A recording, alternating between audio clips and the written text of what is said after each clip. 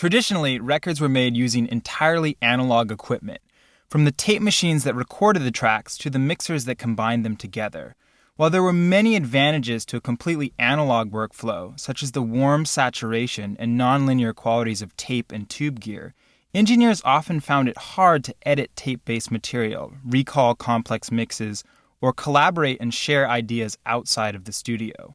Not to mention the fact that this analog recording gear was generally extremely expensive, making high-quality recording only available to a select few.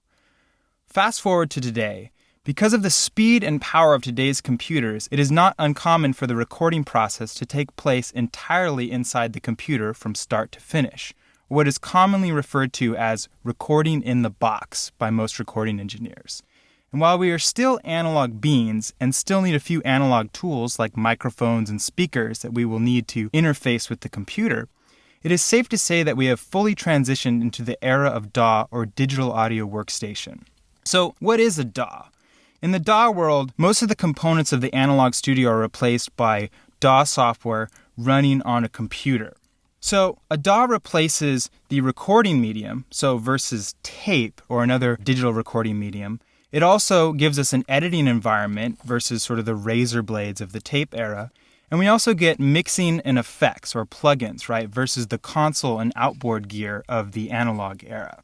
So what are some of the advantages of mixing in a DAW? Well, first of all, you have complete recallability, and so this gives you consistency. Your mix can move anywhere in the world and sound exactly the same. Versus the analog days, it might have taken you hours to recall one song on a console with outboard gear. And so the DAW really lets you develop your mix over time. Another thing that we get in a DAW is an amazing automation package. So you can automate almost anything, and that's not something you're generally able to do in the analog world. Try automating a piece of outboard gear like an 1176 or a Pultec EQ consistently. Pro Tools probably has one of the best automation packages available in any mixing environment, both analog or digital. The price performance of a DAW is unmatched, right? So those with the right skills can sound like $1 million with just a $1,000 laptop studio.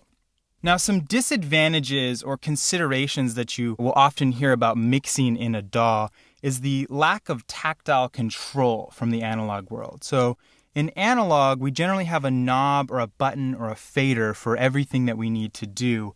And in a DAW, we're generally using our mouse and our keyboard. However, many manufacturers have stepped up to this challenge and developed control surfaces to supplement this. And these are sort of like large mouse keyboard setups that give you buttons and faders to control the functions of the software. Many people in this generation of recording are okay using a mouse and a keyboard to mix. One of the other common things you'll hear about mixing in a DAW is that there's a lack of sort of de facto warmth or saturation, if you will, that is often gained with using analog gear. Now, to me, this isn't necessarily a bad thing, but it's just a fact about working in the box and something you have to get used to. The mixer will not add any coloration like an analog mixer will. Coloration is generally added to taste using saturation plugins or outboard gear.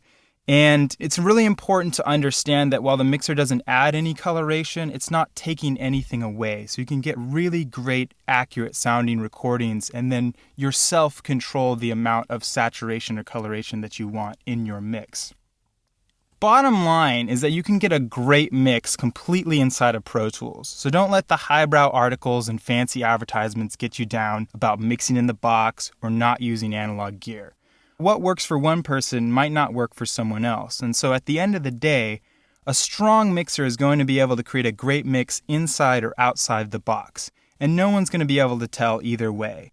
I used to supplement my plugins with expensive outboard gear, but I have more recently moved my mixes entirely inside of Pro Tools, as I find I value recallability and flexibility more than the slight advantages I gained tying my workflow to physical pieces of equipment. For example, rebouncing a client's mix at a different studio in the same night as the performance, right? With Pro Tools, I can recall the whole mix, and as long as I have the plugins, it's no problem.